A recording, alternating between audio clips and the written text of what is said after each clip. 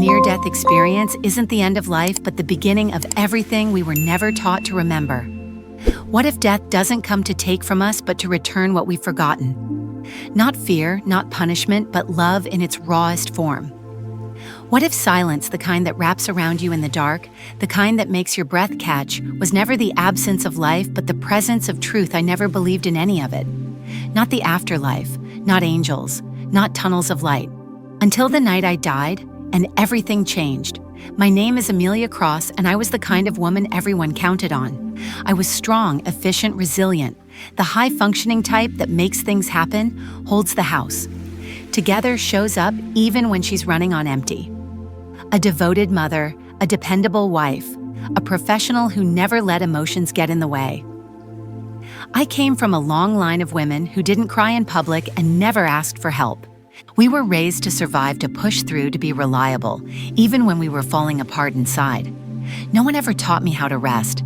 No one ever asked how I was doing beneath the surface, and I never offered to show them. I was too busy performing, too busy pretending, too busy holding together a version of myself that had stopped feeling real a long time ago. What no one knew, not even my husband, was that I had been silently battling an addiction to prescription diet pills for years. What started as a quick solution to lose weight became my way of surviving the pressure I'd placed on myself. The pills kept me sharp, energetic, in control, but they also stole my sleep. My anxiety became constant. I hadn't slept more than 2 hours a night in 6 years. My body was constantly wired, my heart racing, my lungs tightening without warning. I would lie in bed some nights and wonder if I was dying, then get up the next morning and make breakfast like nothing was wrong. Because that's what strong women do. We keep going even when the machine inside is breaking down, until one night I couldn't keep going anymore. I told my husband I needed space, just one night, a place to be alone, to breathe, to feel like a human being again. He didn't question it. He found a quiet little hotel not far from home. I kissed him goodnight. I promised I'd call when I checked in. I never made that call. That hotel room greeted me with the kind of silence I thought I needed. But it wasn't the soft silence of peace. It was the heavy silence that settles over your shoulders like wet wool. I remember sitting on the edge of the bed, my head in my hands, staring at nothing in particular. I tried to relax, to breathe, but something was wrong. My chest felt tight. My thoughts were swirling. A metallic taste filled my mouth. My hands trembled, my vision blurred, and then suddenly the weight in my chest became too much. I gasped, but no air came in. My limbs weakened. My heart thundered once, then again, and then stopped. The room faded. The sound faded. My body released. And in that moment, I left. I don't mean it metaphorically. I mean I left my body. I had a near-death experience so vivid, so undeniable, that it shattered every belief I'd ever held about what was real. One second, I was in the bed, suffocating, slipping. The next, I was floating above myself, watching the scene unfold like a quiet observer. I saw my own body lying there, still vulnerable, motionless, one hand curled near my chest, the blanket half tossed aside. And yet I felt no fear, no panic. Only a strange, sacred calm. It was like stepping out of a tight shell I didn't realize I'd been trapped in for decades. The clarity was overwhelming. I could see details I'd never noticed before. The stitching in the curtains, the glow of the streetlights outside, the faint flicker of red sirens blocks away. Time no longer moved in minutes. Everything existed all at once. I wasn't thinking, I was knowing, I wasn't looking, I was seeing. And then something shifted inside me. A loosening, a release. For the first time in my life, I felt truly free. The pressure to prove, to perform, to be everything for everyone, that weight lifted. It didn't just disappear, it dissolved, and in its place I felt something I had forgotten long ago, peace. Not the peace of a nap or a day off. The peace of being. That's when the presence arrived. It wasn't a person. It wasn't a shape. It was warmth, a being made of memory and sunlight. It didn't speak, but I understood it completely. It was an angel, not in the way stories tell, but in essence, in frequency, in truth. It wrapped around me, through me, and I knew I was not alone.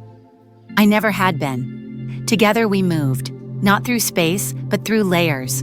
A tunnel opened not outside me, but within. A passage made of light and color and sound that pulsed with a rhythm I somehow remembered.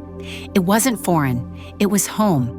I moved through it, not flying, not falling, just flowing, expanding. I felt myself become wider than pain, bigger than fear. I remembered what it felt like to be without shame. And through it all, the angel stayed with me. Inside the tunnel, memories danced not as images, but as truths. I remembered being a child hiding from my father's rage. I remembered the first time I told someone I was fine when I was falling apart. I remembered joy. I remembered heartbreak, but none of it hurt. Everything just belonged.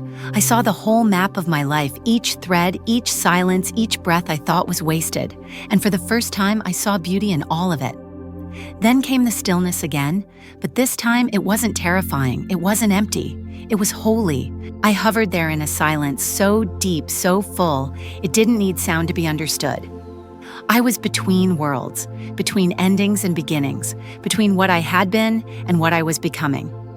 And in that space, I knew with every part of who I was not dead. I was finally alive. I don't know how long I hovered there between breath and eternity, between the world I left behind and the one I was only beginning to remember. Time had lost its edges. It no longer ticked or passed. It simply was. A stillness deep and sacred held me in its arms like an ancient lullaby. I wasn't falling, I wasn't rising. I simply existed wrapped in a presence that felt older than the stars and yet more intimate than my own skin. And in that stillness, there was no fear, no pain, only a kind of knowing that had no words, a knowing that I was safe, that I was seen, that everything I had carried the guilt, the shame, the exhaustion had been gently laid down, no longer mine to bear. Beneath me, the scene of my former life played on with a surreal clarity. I saw the hotel room. I saw my body lying still on the bed, pale and quiet, untouched by breath. But I wasn't inside it anymore. I was above, observing, floating with ease and distance. And then I saw them paramedics rushing in, moving quickly but not chaotically. There was a kind of reverent focus in their actions, like they weren't just performing a protocol, but participating in a sacred ritual. One knelt beside the bed. Another unwrapped wires. A third reached for the defibrillator. I watched as they placed the pads on my chest, their brows furrowed with urgency. But even as their hands moved with speed, there was a slowness in the air, like the moment was suspended, stretched between worlds. Still no breath, still no pulse. But I didn't panic. That part of me, the part that used to live in a constant state of hypervigilance, had dissolved with the last exhale. Instead, what I felt was compassion. A deep, overwhelming compassion, not just for myself, but for them, for these strangers trying so hard to pull me back into a body I had already outgrown. I could feel their concern, their effort, even their quiet grief, like ripples of soundless music moving through the air. One of them glanced toward the doorway and shook his head, a subtle gesture that said, "We're losing her." But they didn't stop. They kept trying, kept hoping. I wanted to reach down and tell them it was okay, that I wasn't gone, not really, that I was more alive now than I had ever been. But I had no mouth, no words, only presence. And that presence was expanding. The angelic essence I had felt before grew stronger beside me, not with force, but with invitation. It didn't speak. It simply moved, and I understood. I followed. And as I did, the room began to dim, not in light, but in importance. The physical world softened at the edges, fading like a photograph left too long in the sun. What replaced it was something that defied logic, defied science, defied language altogether. I was no longer near the hotel. I was no longer near the earth. I had entered something else entirely. A tunnel opened before me, vast and alive, humming with colors I'd never seen before, and sounds I didn't hear so much as feel. This was the place I had heard whispers about in books, in hushed conversations, in the testimonies of others who had returned from their own near-death experience. But nothing, not even the most poetic description, could have prepared me for what it truly was. It wasn't just a tunnel. It was a passage made of love, of memory, of frequency. It shimmered like a living fabric woven from every vibration the soul had ever touched. As I moved through it, I felt acceleration, not of body, but of essence. I was being pulled not against my will, but with my permission. And with every inch I traveled, I expanded more. It was as if my spirit, so long compressed by the weight of expectations and survival, was finally allowed to take up its true space. I wasn't just moving through the tunnel, I was becoming it. And then came the feelings.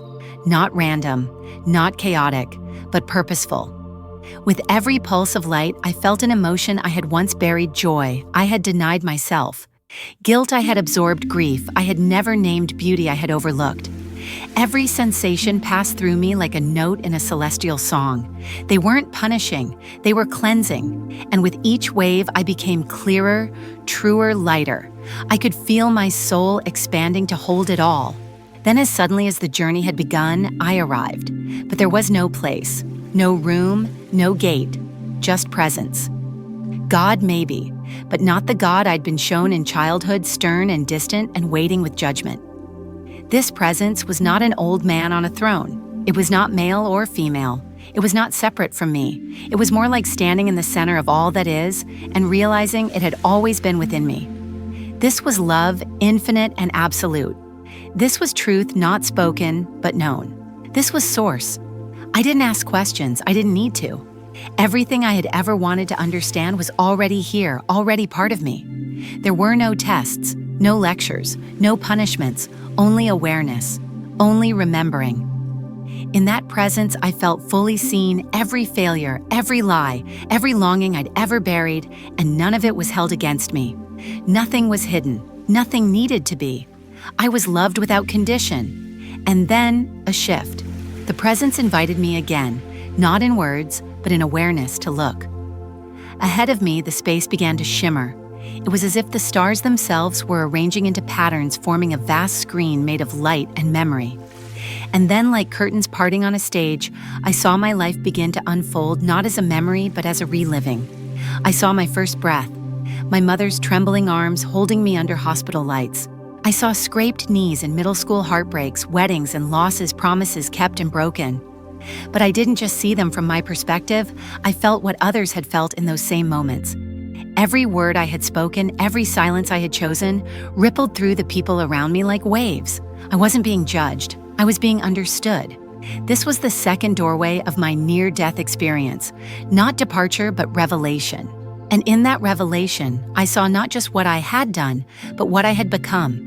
I saw how often I had lived for approval, how often I had abandoned myself for the comfort of others, and I saw how even in those moments, I was still worthy of love. I wanted to cry, but here there were no tears, only light, only truth, and somehow, even though I didn't yet know what would come next, whether I would return to that body or continue deeper into this mystery, I wasn't reaching for answers anymore. For the first time in my existence, I was simply listening. The final scenes of my life review faded like candlelight caught in a gentle breeze. There was no dramatic conclusion, no grand applause, no punishment. Just stillness, sacred stillness. I had expected judgment. I had feared it, maybe my whole life. But what I received in this realm beyond was something far more humbling: understanding.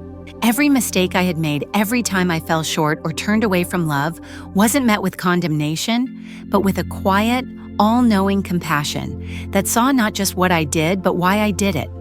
Every fear that drove me, every wound I tried to hide, was met not with shame, but with warmth. The presence beside me didn't flinch, didn't turn away. It only stood still, offering space for me to see myself with unfiltered clarity. My life by earthly standards was ordinary. I hadn't cured disease or won awards. I hadn't written books or changed the course of nations. I had lived like most do in kitchens and traffic jams, in the soft rituals of motherhood and the quiet ache of self-doubt. But here, none of that was dismissed. Every smile I offered a stranger, every tear I wiped from my daughter's cheek, every kind word I spoke when no one was looking, each one glowed like golden thread woven into the vast tapestry of my existence. I realized in that moment that nothing, no act of love, no gesture of patience was ever wasted. Here in this divine realm, even the smallest choices radiated significance. And then something stirred to my right. At first, it was just a shimmer, like glass catching starlight. But the shimmer grew stretched and transformed into something enormous, something impossible. It looked strangely like a pair of eyeglasses suspended in space. They were too large, too ethereal to be real, and yet they pulsed with a subtle invitation I couldn't ignore. I hesitated. How could I wear something so massive? But the moment I reached toward them with the hands of my soul, they changed. Either they shrank or I expanded. It didn't matter. In this realm, the laws of physics bowed to the laws of knowing. As I placed the divine lenses over my vision, something inside me shifted completely. I was no longer seeing through my eyes. I wasn't even seeing through God's. I was seeing through the eyes of existence itself, and what I saw changed me forever. Moments from my life returned, not the monumental ones, but the ones I had forgotten. I saw myself as a young girl visiting a nursing home, brushing the hair of a frail woman in a wheelchair, humming softly as I worked. At the time, I barely remembered it. But now in this divine sight, I saw what it meant. That woman's soul was here, glowing beside me and pulsing with golden gratitude. That small act, that brushstroke, had lit something eternal. It hadn't been small at all. Scene after scene appeared, not of public victories, but of private grace. A quiet word I had offered to a friend who was secretly suicidal. $1 slipped into the hand of a trembling man outside a gas station. A moment of undeserved patience with my daughter on a day when I myself had been breaking. I had long forgotten these. Heaven hadn't. I began to weep, not from regret, but from revelation. This was the second revelation of my near-death experience, that the divine does not weigh success the way the world does. It does not tally accolades or measure influence. It weighs love, intention, hidden mercy. Here in this holy stillness, I understood that what the world ignores, the divine treasures. What I thought was wasted had echoed louder than every performance. The divine kept no score, only memory. And memory in this place wasn't dry. It was alive. As I removed the lenses, the presence beside me pulsed with warm understanding. I felt its silent whisper echo through the deepest part of me. You see now not just who you were, but how you loved. That is what endures. Then the realm around me shifted again. Bookshelves rose from nothing tall, glowing, seemingly endless. They weren't dusty or old. They shimmered with energy, like they had been grown, not built. I moved through them, led by intuition, and as I walked, I realized these weren't books. They were gifts, wrapped, radiant, some glowing gold, others deep blue, some flickering like fireflies. I felt the presence whisper again, not in words, but in soul. These are yours, the gifts you were born with. I moved closer, trembling. One opened gently before me, revealing a soft, steady light empathy. Another radiated quietly, the gift of beauty. I flinched. Beauty. That word had haunted me my entire life. I had chased it through mirrors and pills and silence, and yet here the present said, "This is not surface beauty. This is the beauty that heals, that forgives, that holds, the beauty that remains when everything else falls away." I wanted to collapse from the weight of the truth. I had spent decades trying to become beautiful, never knowing I already was. And then came the most unexpected gift of all, a box that didn't glow, didn't move. It simply was. Inside, nothing shined. No color, no light, only stillness. This, the present said, is the gift of silence, the ability to sit with pain, to stay when others flee. You hated this gift, but it was always sacred, and it was true. I had run from silence my whole life. I had filled it with noise, with doing, with control. I thought silence was abandonment, but here I saw what I had missed. Silence had been waiting, not to punish, but to invite. It was in the silence that the divine had always spoken. I just hadn't known how to listen. Standing in that place, surrounded by the shelves of my soul, I realized none of these gifts were meant to stay locked in the boxes. They had been given to be given, passed through me into the world, and every time I withheld them out of fear, shame, exhaustion, I had denied the world something holy. But every time I gave them, even unknowingly, they had rippled into eternity. The present swelled not with pride, not with pressure, but with love. A love so complete it made me ache with the longing to give more, not because I had to, but because I could. And then, without warning, something shifted within me. Not outside, inside. A stirring, a knowing. A voice I didn't recognize yet had always known. "You're not done here," it said. "Not yet." I wanted to ask, does that mean I'm going back? But I didn't. Because the answer was already inside me. I hadn't come here just to be comforted. I had come here to remember, and now I would return to remind. The shelves began to dissolve. The stars faded. And in the distance I heard it again, a voice, a cry, a heartbeat. Earth was calling. I felt the shift the moment it began. It wasn't a tearing or a sudden plunge, it was like a tide receding from the shore of my soul. The warmth I had been held in that sacred embrace of light and remembering began to fade. Not violently, not as rejection, but as transition, as purpose unfolding. The presence beside me remained, but something inside me was already preparing. I wasn't afraid, I wasn't ready, but I was willing, and that was enough.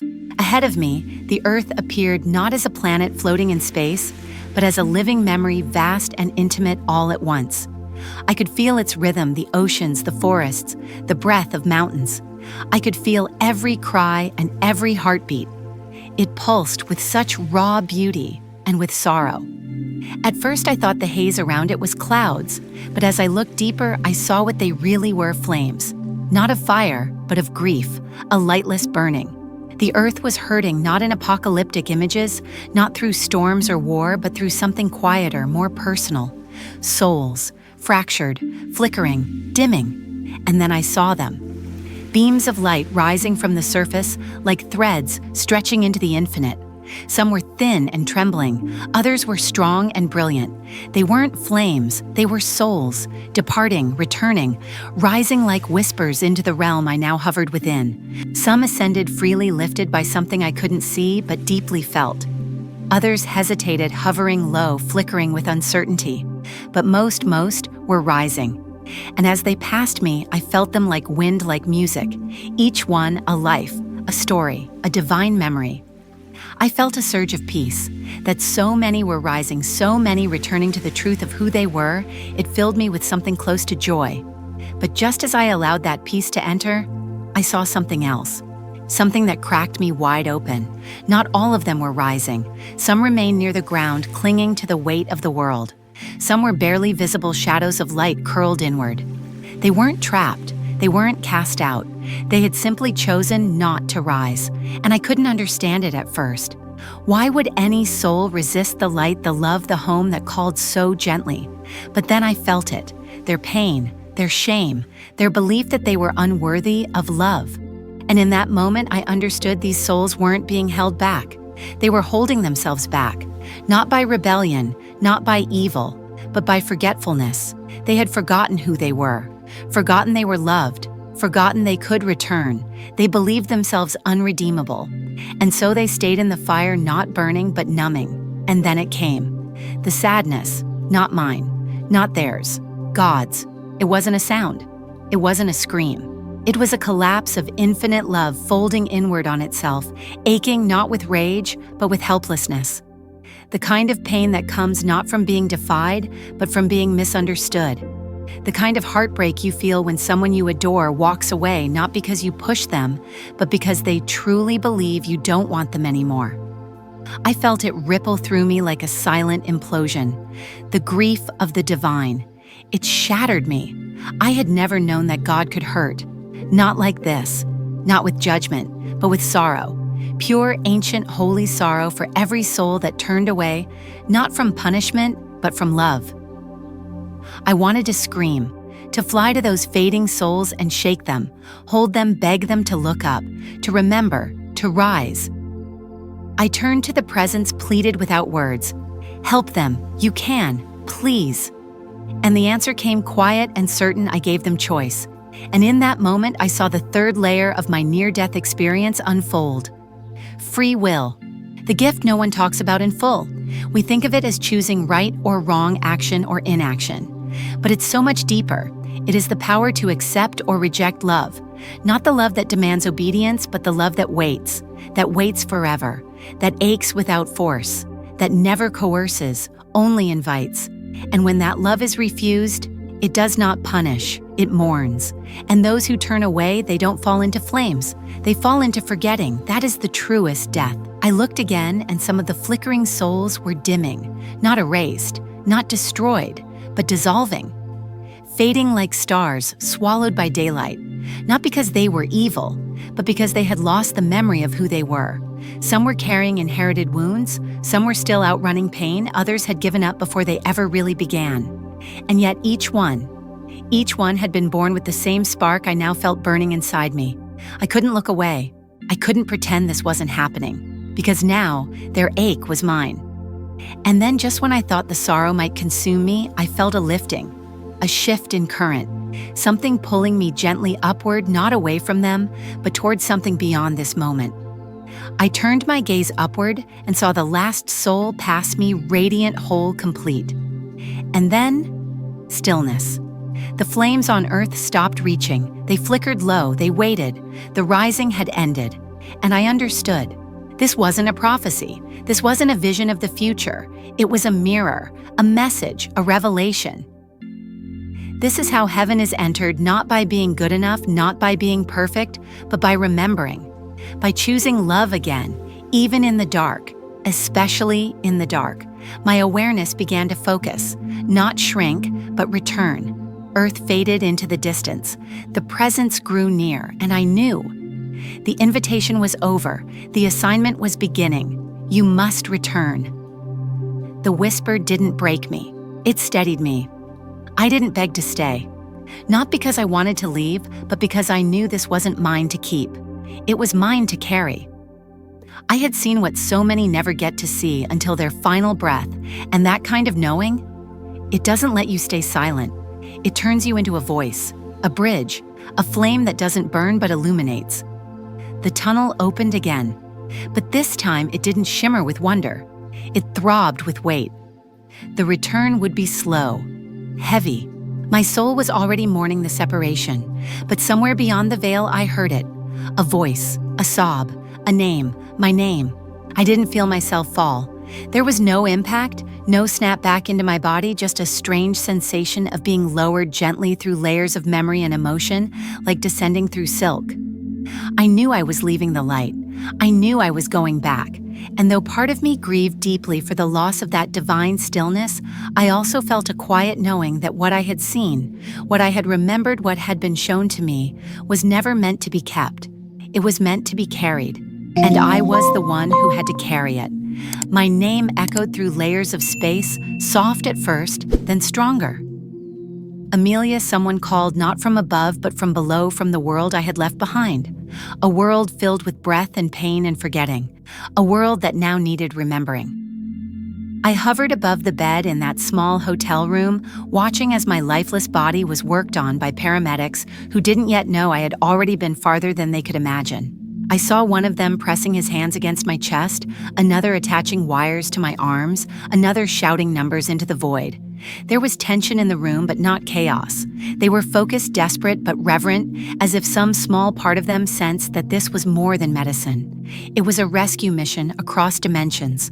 I wanted to tell them it was okay, that I wasn't gone, that I had simply remembered something they too would one day remember. But I had no mouth, no breath, only a presence that watched and honored their effort. I looked down at my body, pale, unmoving, strange. But instead of fear or disconnection, I felt love. Deep, sincere love for the very body I had spent years resenting. This fragile form had carried me through a life of laughter and heartbreak, of exhaustion, and miracles of sacrifice and silent strength. I saw the scars on my skin and felt grateful. I saw the lines on my face and felt proud.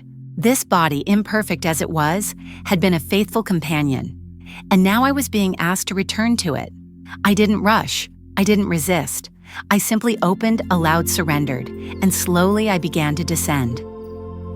Re-entry was not gentle. It felt like squeezing the ocean back into a glass bottle, like forcing starlight into skin. My awareness folded into layers. The clarity of the other side was muffled by nerves, pressure, heartbeat. The noise of the earth returned, beeping machines, rushed footsteps, fluorescent buzzing.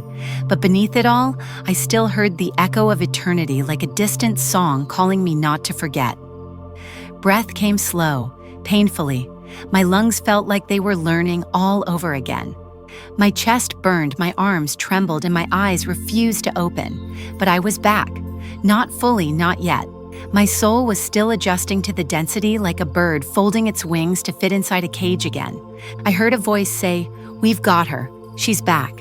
And another whisper softer. She shouldn't have made it. But I had. Because something greater had sent me back.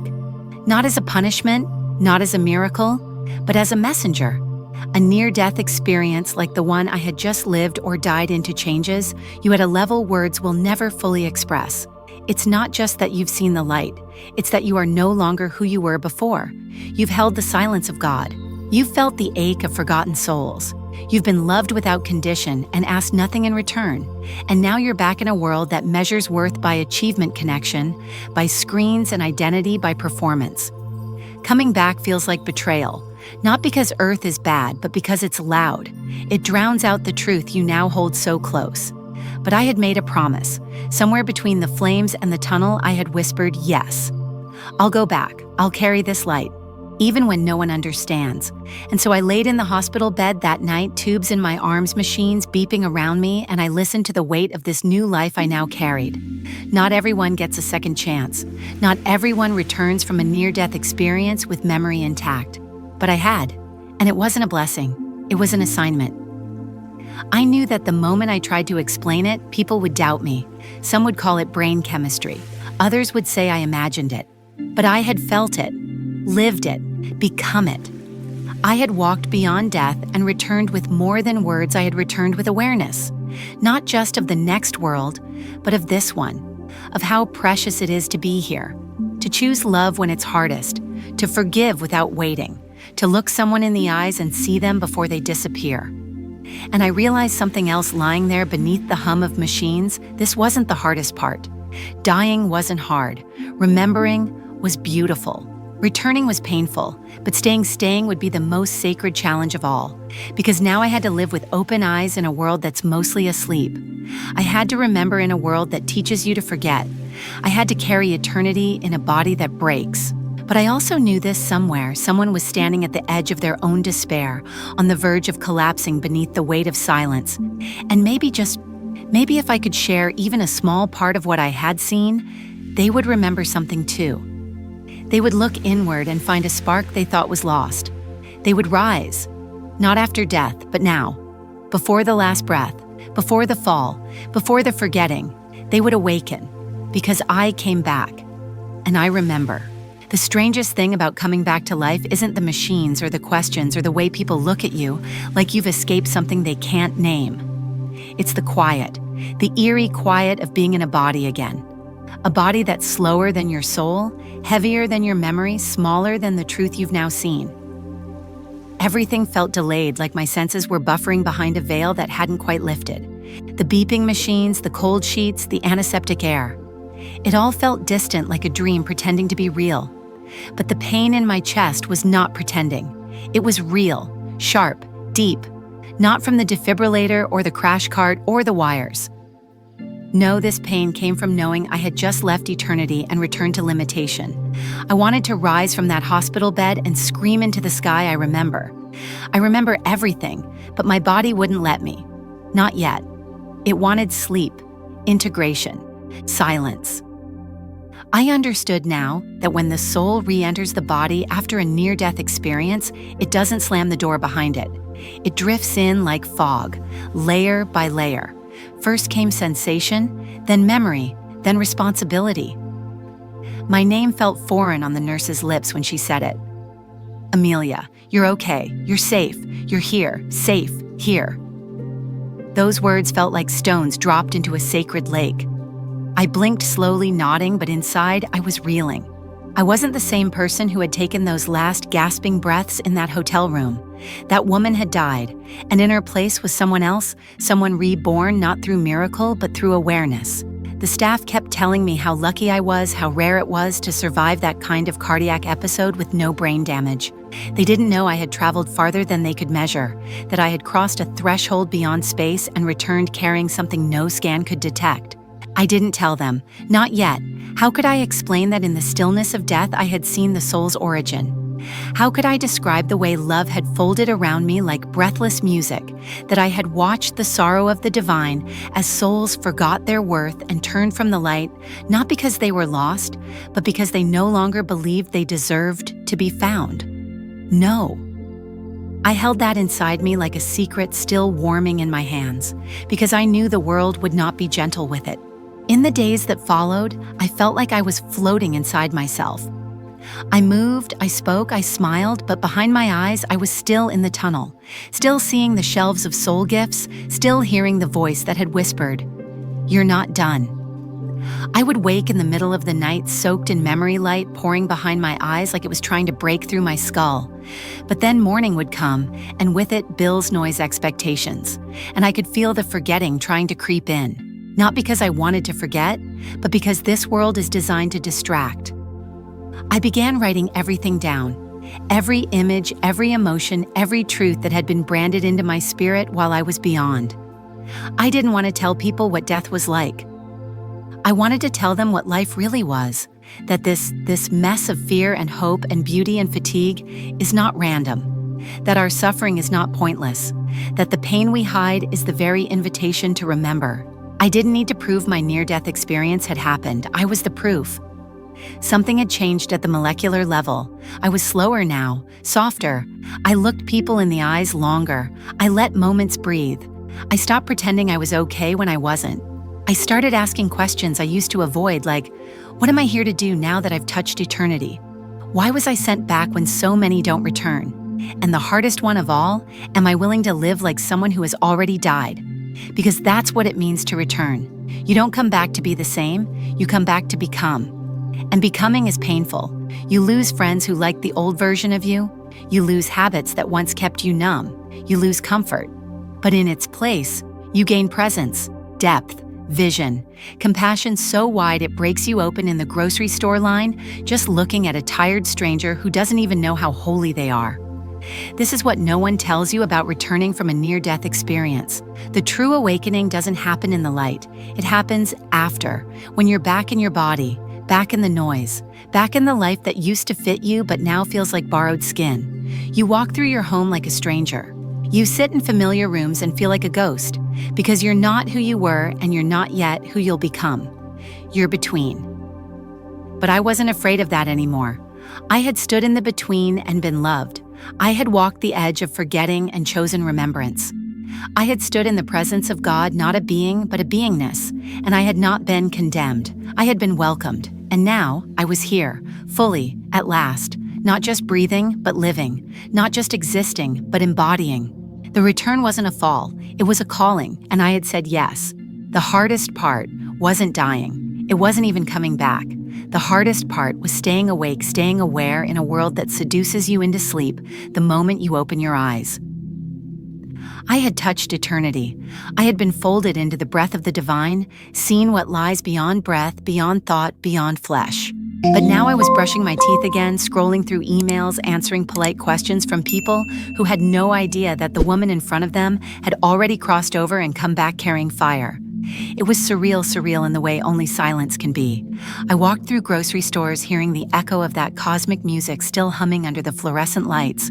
I sat in traffic and watched strangers in the cars next to me, wondering if they knew how close they were to something greater than they could name. I looked at my daughter, and behind her eyes, I saw not just innocence, but divinity. I saw the soul, old and infinite, wearing the mask of a child.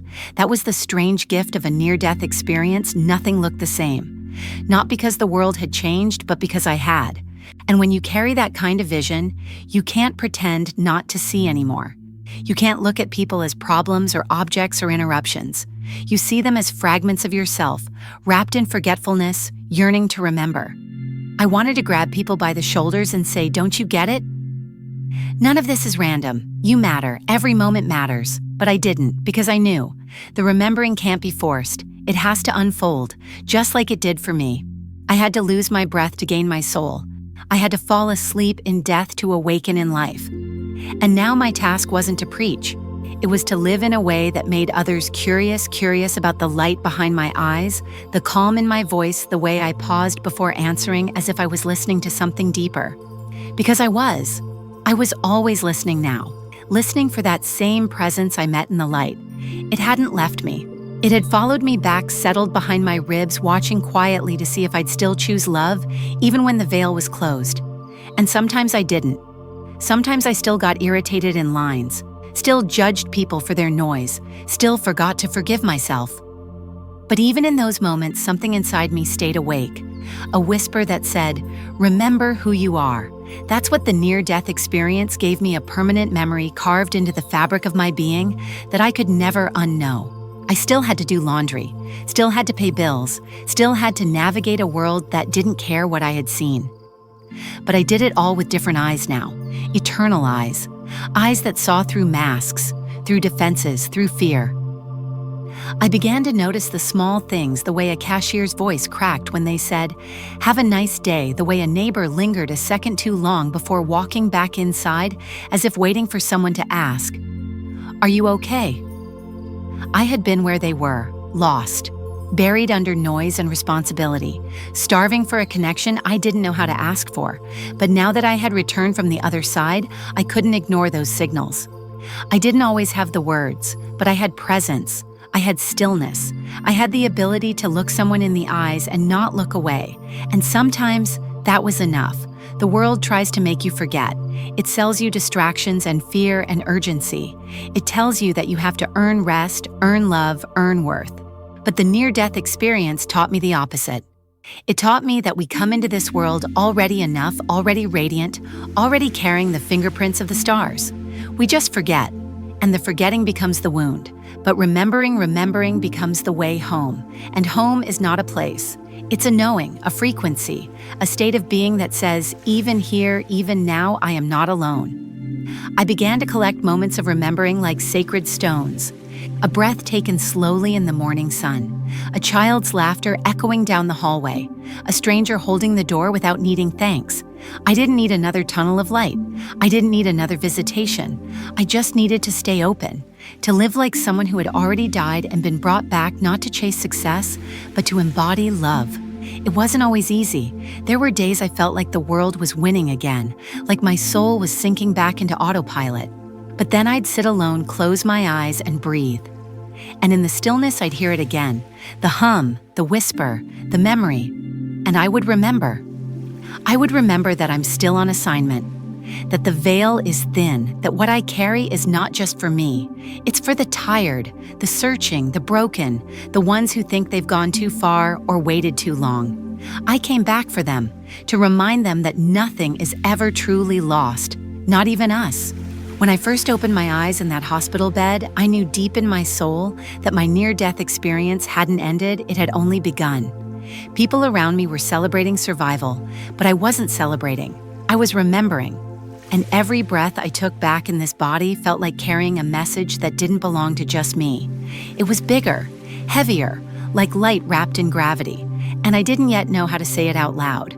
The day they wheeled me out of that hospital, the sun hit my face in a way that felt too bright, too sharp, like reality itself had lost its softness. The air tasted different. Even colors looked louder. My husband was the one pushing the chair, holding on to me like I might disappear again. And honestly, I felt like I might, because I wasn't the woman who had walked into that hotel room all those nights ago. That woman was gone. What returned in her place was someone who had seen beyond the veil and couldn't unsee it. I had died. My body had stopped. And yet I had lived more fully in those moments outside of it than in my entire time within it. That near-death experience had burned something away, some old version of me that used to care so much about appearances, perfection, pleasing others. And it had left behind a woman I barely recognized but instinctively trusted. At home, I didn't go back to work. I didn't return to routine. I didn't cook or clean or pretend. I sat. I stared out windows. I watched the wind move trees like breath through lungs. And then I began to write. I wrote like I was trying to catch the stars before they disappeared. Pages and pages, filling notebooks, receipts, even napkins. I wrote about the tunnel of light, the shelves of gifts I had seen, the God who mourned for us, and the souls who couldn't rise because they believed they were unworthy. I wrote because if I didn't, I feared the memory would fade. And more than that, I wrote because I had been sent back with a mission to remind others of what they had forgotten.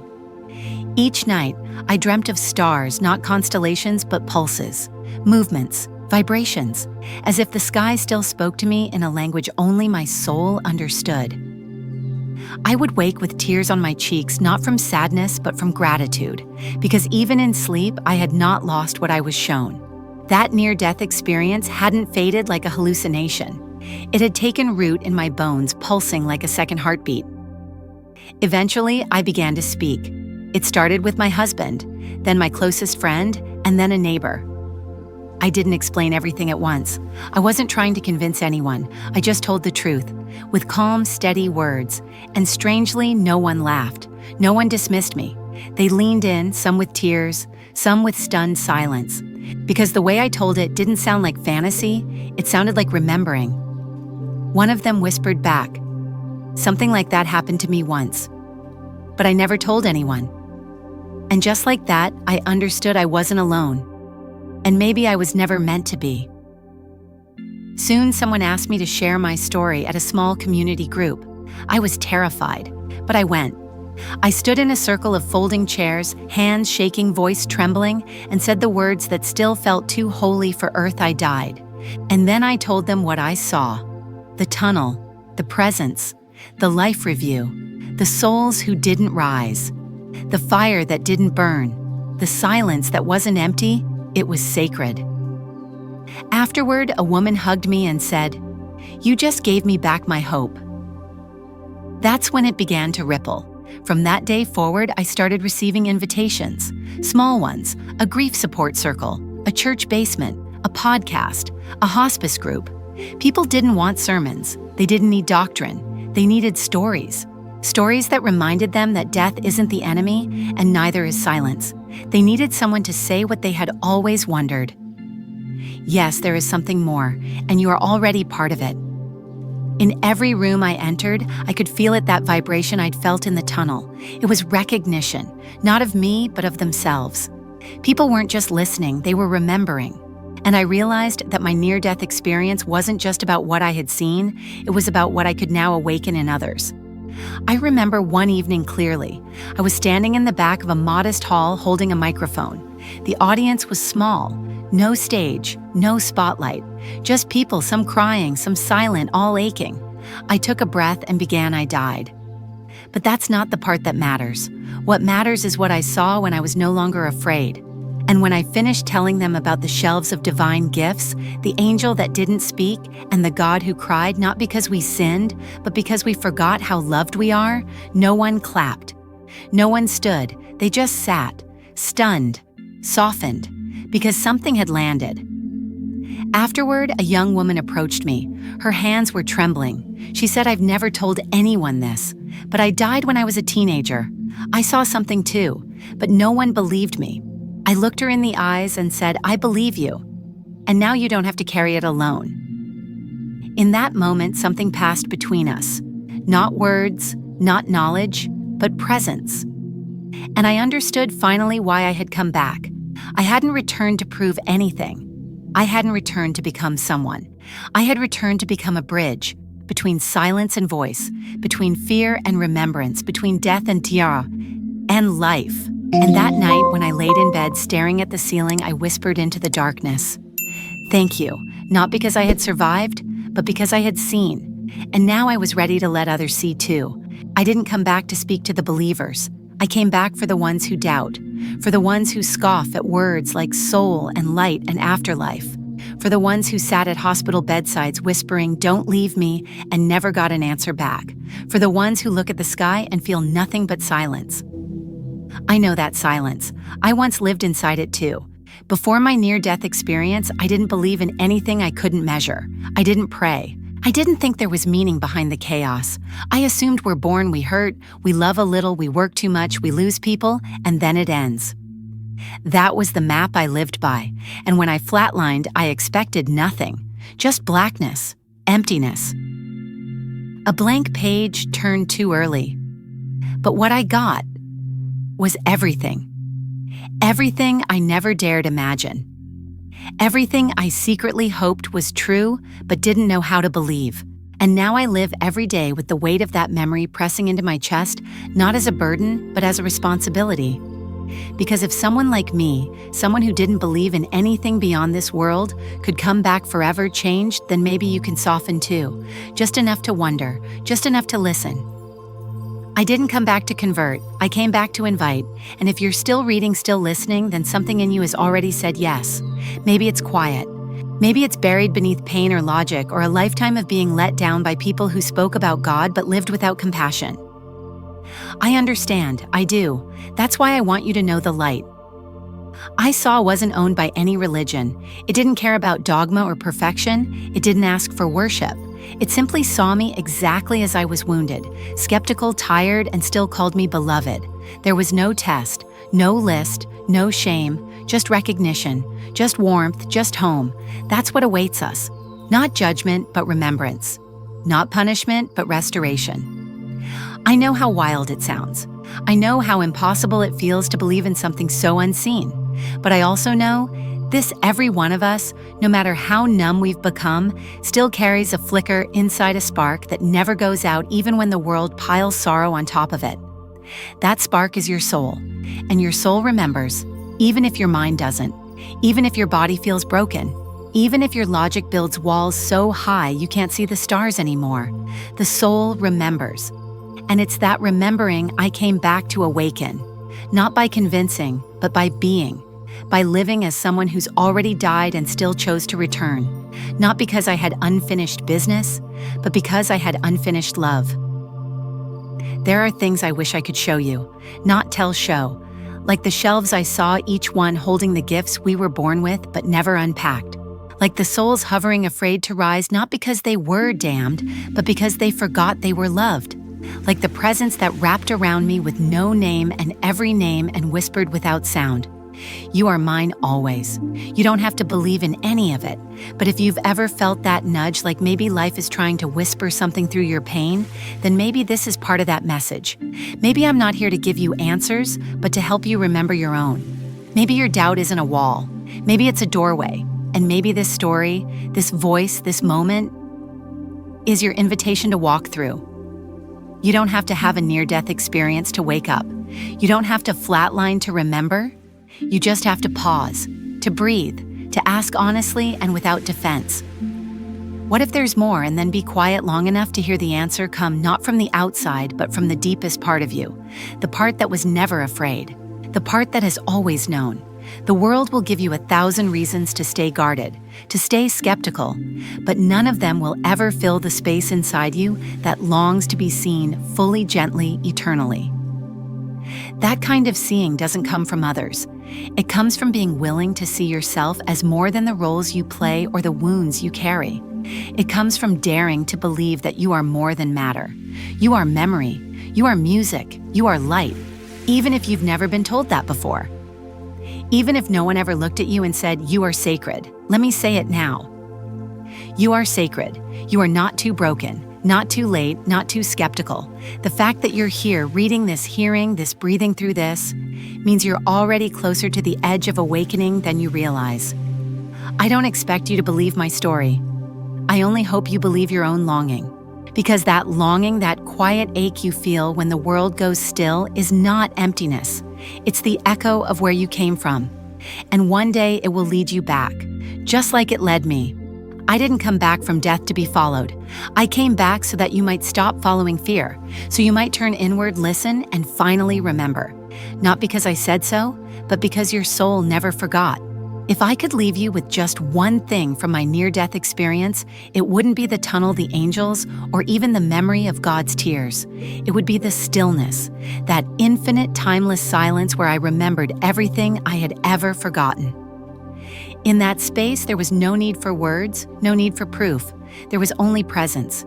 And in that presence, I felt whole, not because anything had changed, but because I had nothing left to hide. That's the secret no one tells you about death. It doesn't take from you. It strips away everything that was never really yours to begin with. Fear, ego, shame, and what's left is you. The real you. The one who existed before the world told you who to be. The one who still remembers why you came here in the first place. Since coming back, I see the world through different eyes. Not magical, not special, just awake. I see how tired people are, how much they long for something deeper. I can sense it in the way they rush through life, the way they avoid silence, the way they smile even when their eyes are pleading for someone to notice. I see it because I lived it. I was that person once, too smiling on the outside, drowning on the inside. And then I died, and I woke up in the most unexpected way. I thought my near-death experience would give me some divine revelation to change the world. But what I received was something more subtle. I was shown that the world doesn't need changing, it needs remembering. We've forgotten who we are. We've forgotten what matters. We've forgotten how to love each other through the ordinary. And so I came back not to shout, but to be a mirror, a quiet witness, a steady flame. This doesn't mean life became easy, quite the opposite. Living with awareness is the hardest thing I've ever done. When you remember the truth, you can no longer pretend. You can't ignore suffering. You can't walk past pain and tell yourself it's not your problem. You begin to feel everything, the joy, the grief, the longing, the beauty. And you carry it all, not because you're strong, but because love makes you willing. Some days I still forget. I still fall back into old patterns. I get irritated. I close off. I doubt.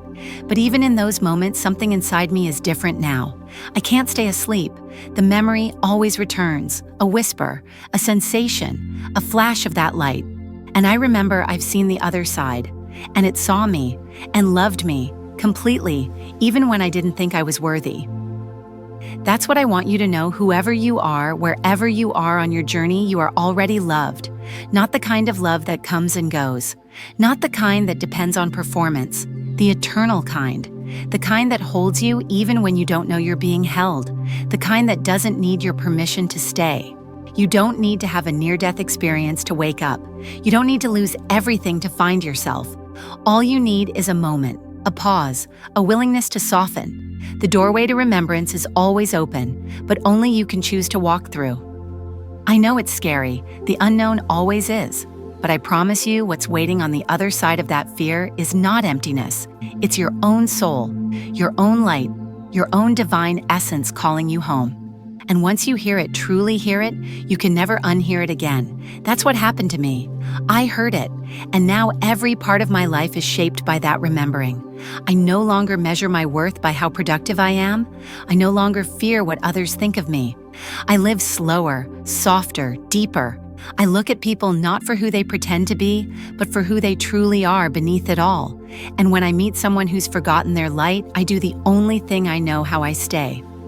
I listen, I love, and I hold the space until they remember for themselves. You are not broken. You are not too late. You are not alone. You are becoming. And this life you're in right now, it's not a mistake. It's a sacred path, even if it hurts, even if it's messy. Especially when it's messy, because that's where grace lives, in the spaces where we stop trying to be perfect and start letting ourselves be real. I didn't come back from death to escape life. I came back to walk beside those who doubt, to sit with those who've been hurt by religion, to love those who've been forgotten by society. I came back to be one quiet voice in the dark whispering, "You are still light, even now." This has been the near-death experience story of Amelia Cross, a woman who died in silence, met the divine in stillness, and returned carrying a message of deep remembrance. Her journey reminds us that you don't have to die to begin again. You don't have to lose everything to remember what you've always had. If her story moved you, if it stirred something in your soul, I invite you to take that as a sign, not from us, but from within yourself, a sign that it's time to pause, to reflect, to soften, to begin your own awakening. If you found meaning here, please take a moment to like this video, subscribe to the channel, and share this message with someone who needs light right now, someone who may be standing at the edge of forgetting, waiting for a reminder that they still matter. And if you've ever had a near-death experience or a moment of awakening you can't explain, we would be honored to hear your story. Drop it in the comments. Your voice could be the one that lights someone else's path. You were not meant to walk this alone. We're walking each other home, one story at a time.